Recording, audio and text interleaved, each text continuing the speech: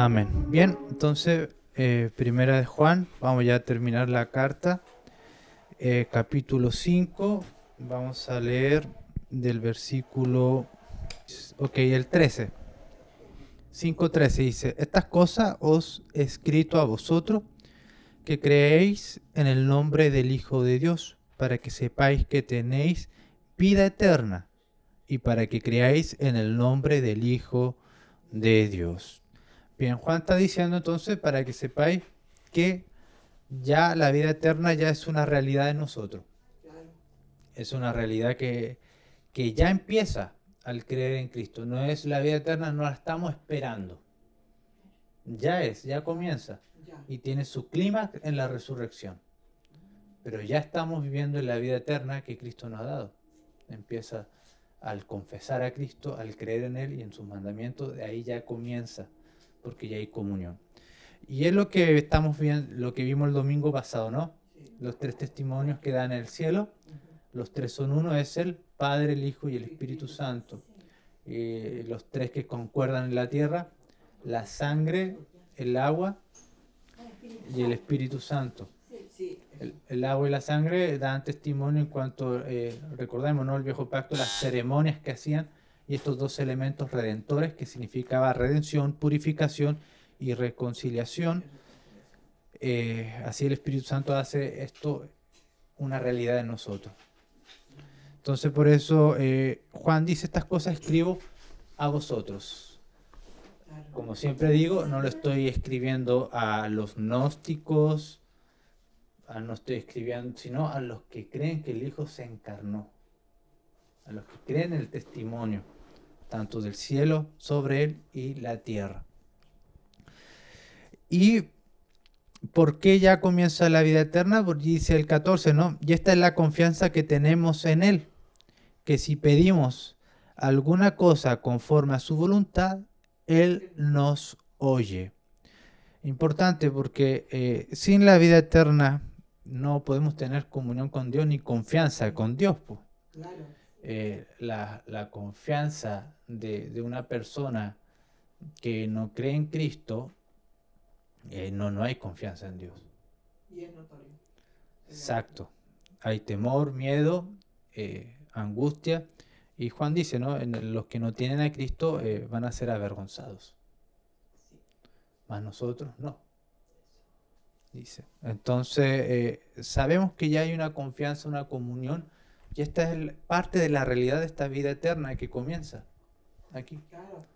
Tenemos esta comunión, esta confianza, y para pedir, dice, ¿no? Claro. Dice que pidamos. Él nos oye. Él nos oye, sí. Pero hay un requisito que Juan está dando acá, sí. Que si pedimos alguna cosa conforme a su voluntad, Él nos oye. Entonces, las peticiones que Juan está enseñando a sus escritores y a nosotros, y que podamos entender, es que las peticiones que hacemos a Dios tienen que ser con un entendimiento de su voluntad. Porque si no tenemos un entendimiento de su voluntad, vamos a pedir cualquier cosa, incluso cosas contrarias a la voluntad de Dios. Y Dios no oye esa oración. Como dice Proverbio, si no me equivoco, 9:29, de que el que rechaza o se aparta de la ley de Dios, Dios aborrece su oración. Un ejemplo, hermano. De pedir. Ok, lo vamos a ver en el contexto, enseguida exactamente vamos a ver un ejemplo. Pero cada petición que vamos a realizar, debemos primeramente consultarlo en la voluntad de Dios. ¿Y dónde podemos conocer la voluntad de Dios? En las Escrituras. Entonces debemos ir a la Escritura y ver cómo trata Dios este tema que vamos a pedir. Nos analizamos, entendemos cuál es la voluntad en cuanto a este tema, y una vez que ya comprendemos lo que Dios habla sobre este tema, vamos a pedir entonces esa petición a Dios, Claro. en concordancia a lo que Dios nos habla en la Escritura, y le vamos a pedir a Dios conforme a su voluntad.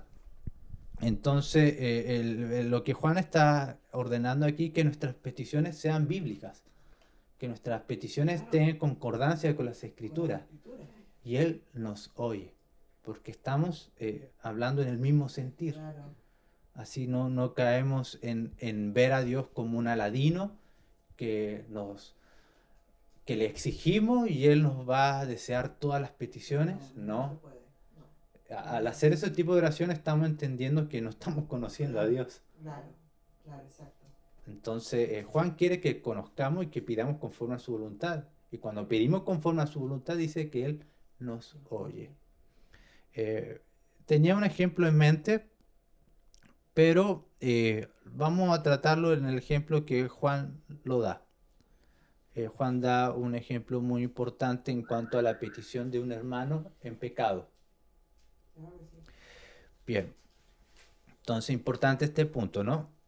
Que nuestras oraciones, nuestras peticiones de cualquier problema deben ser examinadas en la Escritura para saber cuál es la voluntad de Dios y ahí recién pedirla. Pedirla. Bien, dice el 15, y sabemos que Él nos oye en cualquiera cosa que pidamos, sabemos que tenemos las peticiones que le hayamos hecho. Y ahora viene un ejemplo de una petición que Juan va a decir en el 16. Si alguno viera a su hermano cometer pecado que no sea de muerte, pedirá, y Dios le dará vida.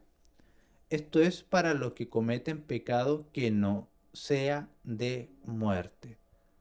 Hay pecado de muerte, por lo cual yo no digo que se pida. Toda injusticia es pecado, pero hay pecado no de muerte. Bien, importante lo que Juan nos está enseñando aquí. Dice que él lo va a tratar esta petición en cuanto a puede ser cualquier petición, ¿no? Pero lo vamos a limitar en este ejemplo que Juan nos hace aquí, ¿no? Si alguien vemos a un hermano que ha pecado, que está pecando, somos testigos de eso, Juan dice, pida a Dios, pedirá a Dios y Dios dará vida. Pero Juan dice, claro, hay un pecado que no es de muerte, porque hay pecados que son de muerte y pecados que son de muerte. De muerte, claro. Eso lo vemos en la ley, claramente, cuáles son los pecados que demanda pena capital. Ese es el contexto, porque estamos hablando de un hermano, estamos hablando de un creyente. Porque muchos quieren limitar el pecado. He visto que no lo enlaza con la ley de Dios, sino muchos lo reducen solamente el pecado de muerte es negar a Cristo. O sea, negar a Cristo es un pecado, o sea, en sí es apostasía. Sí. Pero aquí Juan no está tratando de un hermano en apostasía, sino está reconociendo a un hermano cristiano sobre un pecado. Entonces no está hablando sobre ese pecado de negar a Cristo, sino que ya es un cristiano y está pecando. ¿Y cómo debemos orar a favor de un hermano que está pecando? Está diciendo Juan. Claro. Que no es de apostasía. Bien. Ya aclarado esto,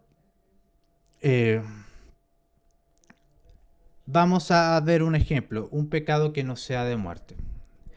Si vemos a un hermano que está dando falso testimonio contra otra persona y tú sabes que lo que está diciendo no es verdad, es mentira o está exagerando algo de otro hermano que tú conoces. Entonces tú sabes que él está en pecado en cuanto a difamar, puede estar en ese contexto de difamar. Entonces nuestra oración para pedir y para que Dios le dé vida es examinar qué es lo que exige Dios en la Escritura con respecto a ese pecado y a esa petición que yo quiero hacer a ese hermano que está cometiendo. Entonces, al examinar las Escrituras, debemos orar en ese sentido, dice Juan. Que él primeramente se arrepiente y reconozca ese pecado.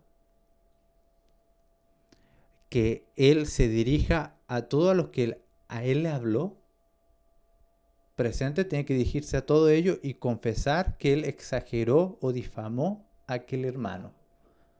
Tiene que ser concreto. A todos los que se dirigió y habló con respecto a esto. No debe involucrar a otros que no tienen o no escucharon. Solamente a los que escucharon.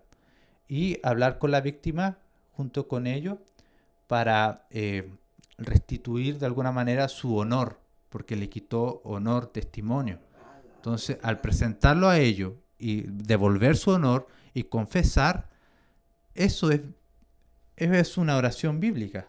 Porque yo estoy orando que ese hermano no tan solo deje de difamar, sino que como cristiano empiece a aplicar la disciplina de Dios. Va a ser un acto vergonzoso, pero que le va a hacer madurar. Entonces se va a dirigir a todo, va a pedir perdón y va a rescatar el honor que él denigró. Entonces ahí vemos un orden. Y eso es una petición que Dios oye, porque está de acuerdo a la voluntad de Dios. Dios está de acuerdo que él se dirija a todo, pida perdón de ese pecado y restituya el honor de aquel que difamó. Entonces, eso es orar a favor, es orar por una disciplina para que le dé vida. Entonces, ahora, si no conocemos la voluntad de Dios, de que hay estos procedimientos y oramos, Señor, te pido que ya no siga hablando más, que se haga tu voluntad. ¿Ok? Es una petición a media verdad. O sea, él ya no tiene que seguir difamando, pero le falta la petición. Porque la petición es que él no hable más y pida perdón, se arrepienta, se dirija a cada uno de ellos y que rescate el honor a aquel hermano que difamó. Ahí sería una petición ya concreta, completa, y que Dios pueda ayudar y dar vida a ese hermano que está cometiendo. Por supuesto, ahí entra el perdón. Entonces, es algo que nuestras peticiones, Juan está diciendo, tiene que ser de acuerdo a la voluntad de Dios. Y esos son pecados no de muerte. Todo pecado es injusticia, dice, pero no todo pecado lleva a muerte. O sea, es pecado que un hombre le robe a una mujer, por supuesto, es injusticia. Es pecado que un hombre viole a una mujer, por supuesto. Pero los dos pecados son de igualmente aborrecibles. Los dos son injusticia, pero otro es más aborrecible. Por eso recibe más castigo. Los dos son malos. Exacto. Hay grado de crueldad. Hay grado de crueldad. Por eso Juan dice hay una distinción. Pecado no de muerte y pecado de muerte. Y Juan al tiro quiere aclarar, esto no quiere decir que si yo peco, entonces es un pecado más liviano. No, Juan dice, todo pecado es injusticia. Pero hay pecado de muerte y no de muerte. Está aclarando, ¿no? Debemos entender el grado de la crueldad. Entonces, y el contexto. Hay pecado, no hay pecado ni grande ni chico. Está mal dicho, porque tiene su grado. De alguna manera sí, en ese contexto, en cuanto a los castigos, sí tiene su grado. Porque no es lo mismo robar que violar a una mujer. El que viola y secuestra a una mujer es pena de muerte. El que roba a una mujer es restitución. Debe trabajar el doble y que le devuelva a la mujer el doble, el triple, dependiendo de la cantidad que le robó. Es otro castigo, de acuerdo al crimen, en cuanto a actos judiciales, ¿no? Bien, entonces Juan dice esto, ¿no? Y así puede ser cualquier pecado de un hermano que no esté ayudando al otro o que odia a otro hermano, entonces pedir que quite ese corazón de odio a su hermano, o un hermano que anda robando, que imagínense, eso ya es feo, pero puede estar la situación, no sabemos, pues hay casos. Entonces, ¿qué orar? Señor, que Él restituya, que Él se convenza de pecado, que le hizo el daño al hermano. Esta petición te lo pido, que pueda Él humillarse ante ti, arrepentirse, ir al hermano y restituir lo que le robó. Porque esa es una petición, que le agrada a Dios. Porque sabe que está conociendo la voluntad de Dios y le está pidiendo conforme a lo que Dios quiere. Por eso vemos en Zaqueo el arrepentimiento, un arrepentimiento Sí. completo. Sí. Él pescó todas las riquezas que él cobraba en impuestos y sumaba él más para su ganancia. Y le dice al Señor, a todos los que le robé, ¿no? Parafraseando, le devuelvo el cuádruple. Ya, 4 Y veces. empezó a agarrar el dinero que él sacaba a través de los impuestos Sí. y empezó a entregárselo a la gente.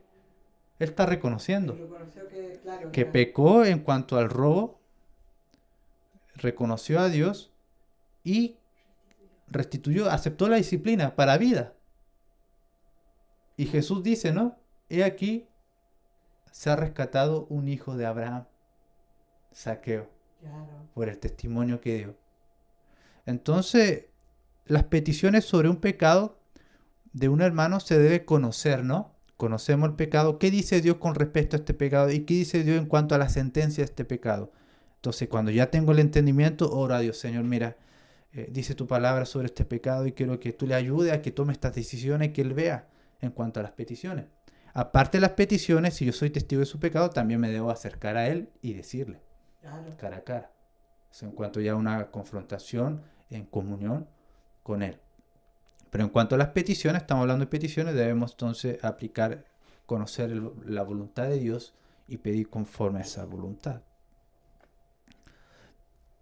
Bien, ahora Juan dice, hay pecado de muerte, pero no digo que no se pida, se puede orar también si hay alguien con pecado de muerte.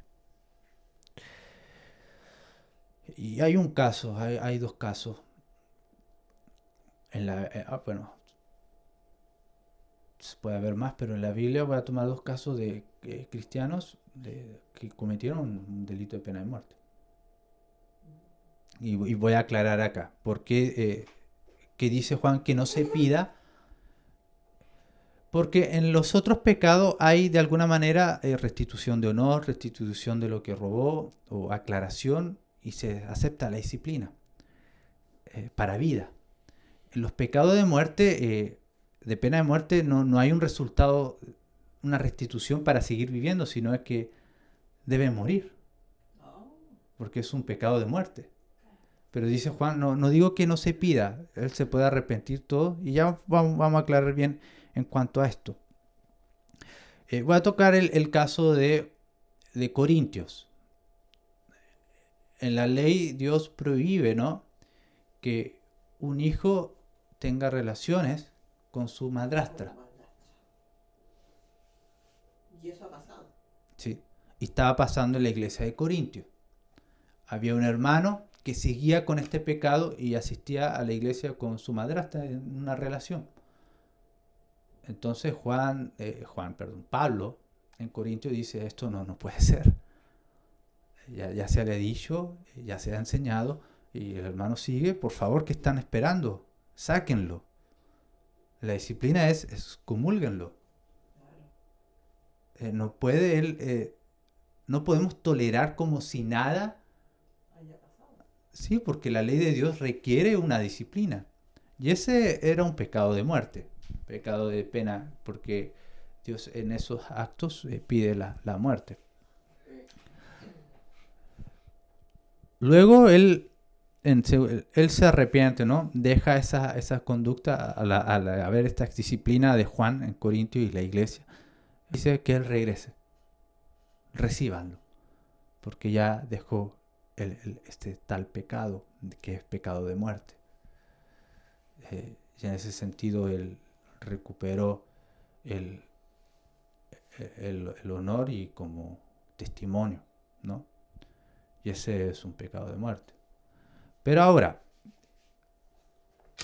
los pecados de muerte en cuanto a ese grado es siempre bueno, todos eran testigos de ese pecado porque él asistía, pero siempre debe haber dos o más testigos en cuanto a esa acusación para que sea respaldada y él pueda recibir la pena capital. Pero no se hace o no manda Pablo a la pena capital porque recordemos que el cuerpo del magistrado, el juez, es el encargado de recibir esa sentencia y dar claridad a esa sentencia. en esos días y los días de hoy no tenemos jueces que se sometan a Dios. Claro. Entonces ellos no van a aplicar No, pena de muerte, sí, no van a por aplicar una cosa en cuanto así. no. Sí.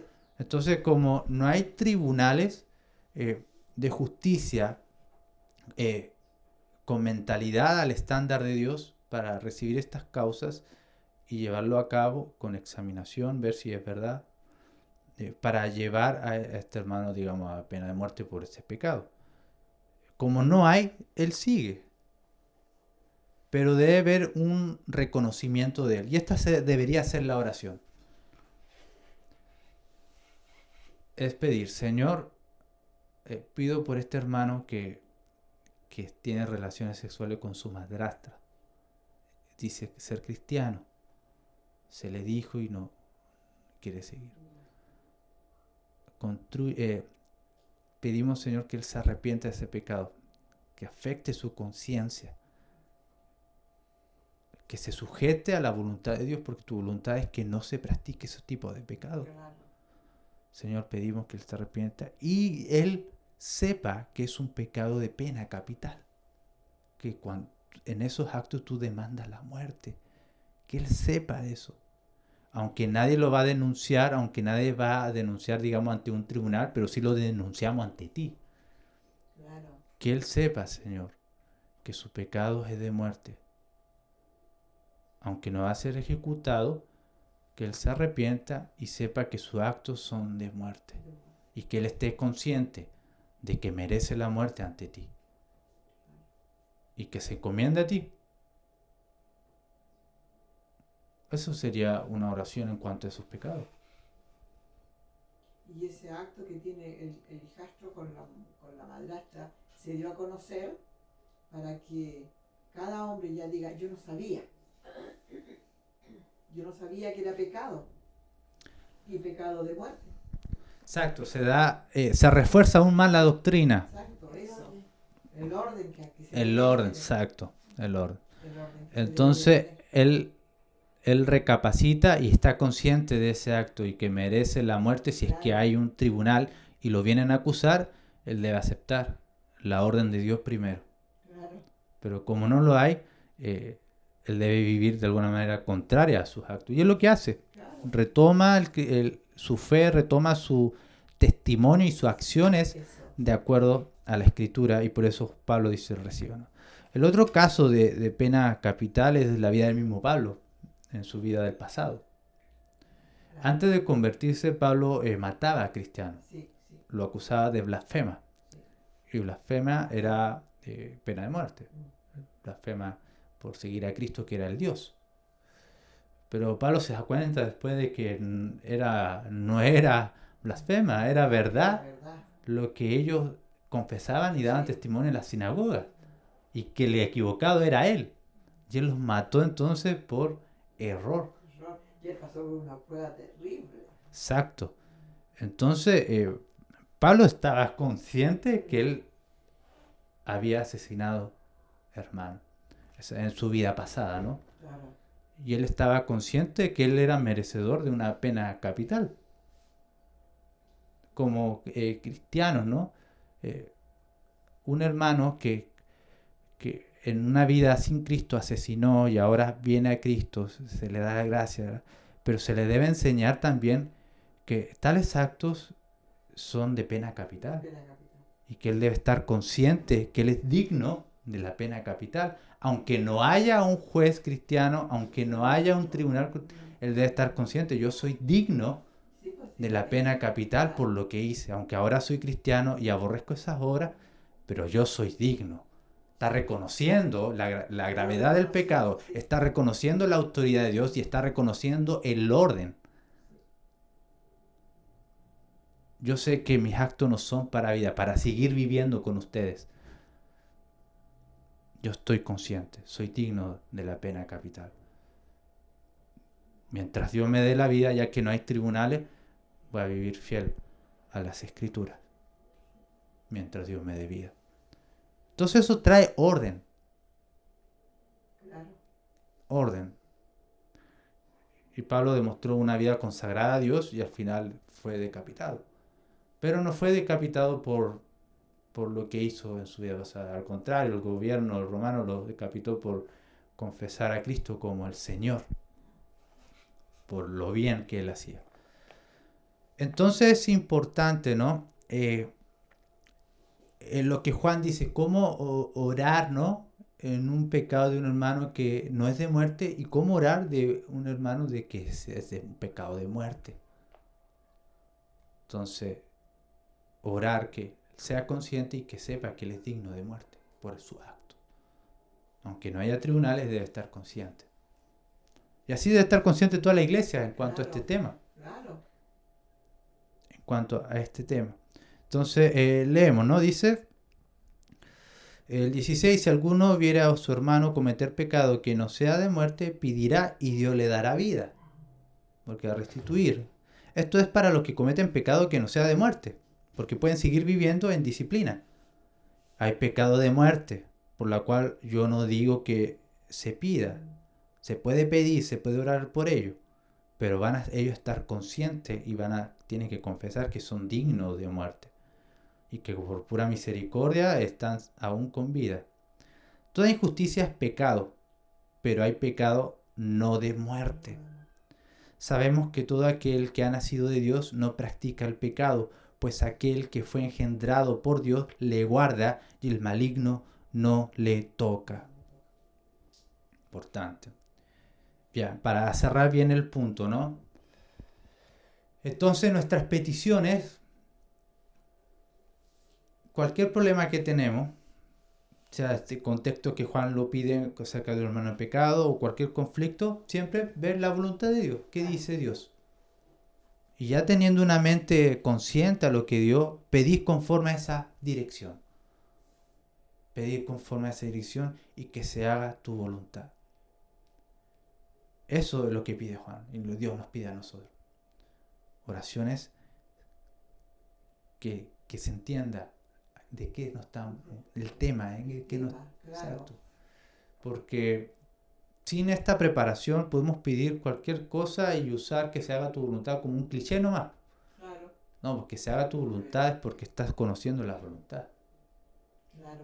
Bien, pasamos entonces, sabemos que todo aquel que ha nacido de Dios, y esto lo repitió en todo el capítulo, toda la primera carta, que el que nació de Dios no practica el pecado, no es su estilo de vida. Puede caer, por supuesto, puede cometer, pero ahí está la disciplina. Pero no debe ser un estilo de vida común, normal, pecados tolerables, eso es parte de la vida, no, hay arrepentimiento en cuanto a eso. Pues aquel que fue engendrado por Dios le guarda y el maligno no le toca. Es importante, ¿no? El maligno no le toca. Resistir al diablo y él huirá. El enemigo es alguien que está vencido por Cristo. Y si lo vamos a confrontar con las Escrituras, con la fe en Cristo, y él no resiste, él huye. Y dice aquí, ¿no? Sabemos que somos de Dios. Es importante esto. Después dice, ¿no? ¿Dónde quedé? Okay. Sabemos que somos de Dios y el mundo entero está bajo el maligno. Importante esto, porque muchos pueden ver esto, el mundo está bajo el maligno, y las conclusiones a veces que llegamos es que ya todo se va a echar a perder, o que Dios ya nos saque de este mundo lleno de maldad, pero no es el sentir de Juan, porque recordemos que Juan dijo que nuestra fe vence al mundo. Nuestra fe no es de retirada, de esconderlo y ya que Dios nos retire de este mundo. No, nuestra fe vence al mundo. No es de retirada, sino es con carácter de conquista, de luchar, de vencer. ¿Por qué? Porque somos de Dios. Acá Juan pone como dos. Sabemos que nosotros somos de Dios y el mundo está bajo el maligno. Los que somos de Dios, entonces somos más fuertes que ellos. Claro que sí. Y eso me negativa algo de que la gente como que no ha entendido esto. No, uno no lo entiende. Piensan que es como para el mundo ya de alguna manera ya está perdido, pero no es así. La fe vence al mundo. Va a derrotar esto, lo que está diciendo Juan. El mundo, recordemos que el mundo creado es el estrado de los pies de Dios. El mundo es de Dios. Y el cristiano vive ya la vida eterna desde acá. Y entonces se somete a Jesucristo y empieza a vivir de acuerdo a la concordancia, porque Él creó el mundo, entonces Él da los parámetros cómo hemos de vivir en su mundo. Entonces los que somos de Dios vivimos conforme a Dios. Y el mundo, o la cosmovisión del mundo, la idea del hombre, que está bajo el maligno, sus filosofías, su filosofía política, el marxismo, el ateísmo, el budismo, la creencia social, la creencia del Estado como soberano y no hay Dios por encima del Estado, sino el Estado es la última autoridad. Todas esas creencias son bajo el maligno. Eso, cuando decimos el mundo entero está bajo el maligno, estamos viendo su cultura, sus civilizaciones no prosperan o no surgen o están en maldad porque están bajo el maligno. Y Juan es claro, ¿no? ¿A quién escucha al mundo? A los gnósticos. ¿Y quiénes son los gnósticos? Tienen el espíritu de la mentira. Tienen el espíritu de mentira y que serán avergonzados, dice Juan. Entonces, nosotros no vamos a ser avergonzados. Entonces, debemos entenderlo aquí y lo va a terminar en victoria. El mundo entero está bajo el maligno, quiere decir que ya sea su líder como sus principios van a perecer. Porque si el maligno es el diablo, pues Jesús dijo, ¿no? Mientras ustedes empezaban a los 70, ¿no? A evangelizar, a predicar el reino, dice, vi un rayo, vi al diablo caer como un rayo. Está derrotado. Cuando se acercó a un endemoniado, las legiones, por favor no nos quite de aquí. Tenían miedo, tienen terror. Salgan de ahí. Y las legiones, eran legiones.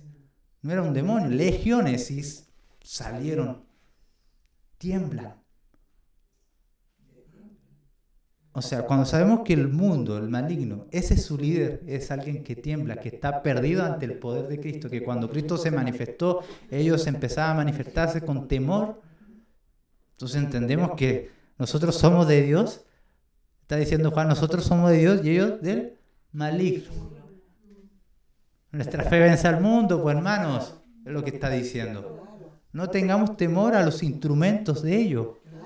Expandamos nuestros instrumentos, nuestra civilización, la cultura cristiana, la moral cristiana, el orden de Dios. Es lo que dice Juan. ¿Por qué? Porque estamos sobre la roca. Y así termina Juan. Dos pueblos. Un pueblo derrotado que está bajo el maligno y un pueblo victorioso que está con Dios. Y el que con Dios gana. Leemos entonces en lo último, dice, pero sabemos que el Hijo de Dios ha venido. Y cuando vino, dejó la escoba el reino del diablo.